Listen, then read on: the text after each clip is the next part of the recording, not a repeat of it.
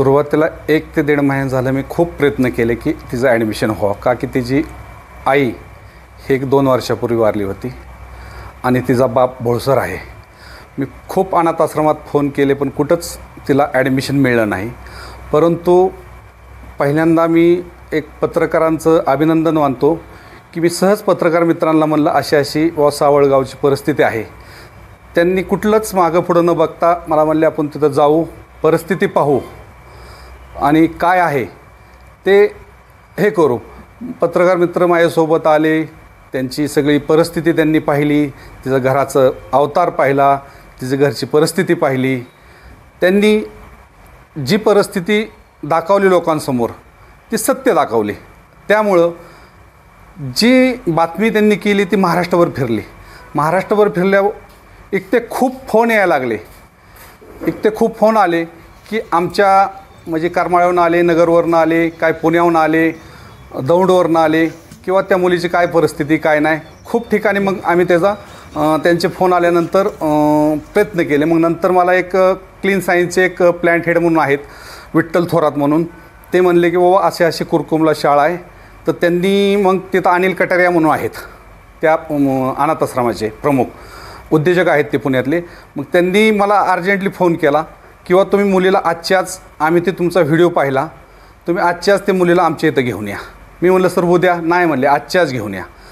मी काही न कुठला विचार कामाचा न करता ठीक आहे त्यांनी बोलवले तर जायचं. त्यांना म्हणलं एवढेच पेपर माझ्यापाशी आहेत व तिच्या जन्माचा दाखला आहे आणि शाळा सोडलेला दाखला आहे. ते म्हणले तुमच्यापाशी काय पेपर आहेत मी सुरुवातीला बघणार नाही, जे आहे ते तुम्ही पहिलं इथं घेऊन या, काय पेपर लागतील ते आपण प्रयत्न करून सगळीजण काढू. मग मी जे दाखले होते मग तिच्या वडिलाला फोन केला, तिच्या मामाला फोन केला, तिच्या घरी गेलो, तिला घेतलं आम्ही आणि डायरेक्ट कुरकुम दौंड रोडवरती आविश्री बाल सदन म्हणून त्यांचं एक संस्था आहे, त्यांनी तिथं ते अनिल कोटरे साहेब स्वतः उपस्थित होते. मग त्यांनी त्या मुलीला सगळं गेल्या तिथं तिची आंघोळ घातली नाही का, म्हणजे लेडीज तिथं होत्या, ते आंघोळ वगैरे घातली. तिच्या वडिलांना वगैरे सगळे प्रश्न तिचे विचारले, काय अडचण आहे तिची काय नाही, पण ती बोलतच नव्हती. मग ज्यावेळेस ती तिथं त्यांच्यासमोर तिथल्या मुलात गेली का, ती एवढी मिसळली तिथं की तिला म्हणजे बाबा त्यांनी विचारलं तुला इथं करमल का, तुझ्या वडिलापाशीच राहावं. नाही म्हणली मी इथं राहते म्हणली. मी एवढी बोलायला लागली, इथं काहीच बोलत नव्हती ती. मग ती बोलल्यानंतर तिचं सगळ्यात महत्त्वाचं म्हणजे तिच्या बोलण्यात, तिच्या चेहऱ्यावरले हसू किंवा वडिलाच्या चेहऱ्यावरले ते हसू ते ऐकून म्हणजे मला खूप आनंद झाला नाही का त्या गोष्टीचा.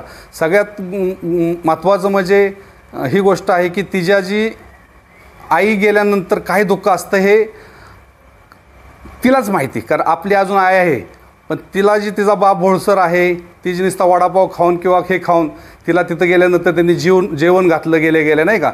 मग सगळं जेवण वगैरे झाल्यावर तिला प्रश्न एक विचारायला सुरुवात केली, तुला करमल का इथं, तू तर आमच्या संग राहणार का.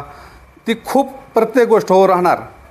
मला इथं मुलात नाही का मुलं भरपूर होती, इथं असल्यामुळे तिला ही थोडी मतमंद असल्यामुळे इथं तिच्या संग मुलं कोण खेळत नव्हती ना सावळगावामध्ये, आणि तिचा बाप भोळसर असेल त्या घराकडे बघण्याच्या दृष्टीने इथं वेगळा होता. पण तिथं कसं आहे की अनाथ मुलं किंवा मतमंद मुलं त्या अनाथ आश्रमात असल्यामुळं तिला ते करमून गेलं.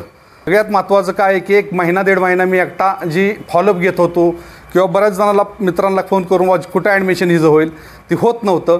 पण एक पत्रकारमध्ये एक तिसरा स्तंभ आहे, कसं 1-2 दिवसात बातमी महाराष्ट्रात व्हायरल झाली, ते खूप फोन आले आणि तिचं ॲडमिशन झालं. त्यात खूप आनंद आहे. तुम्हाला ह्याच्यापेक्षा दुसरा कुठलाच आनंद नसेल माझ्या.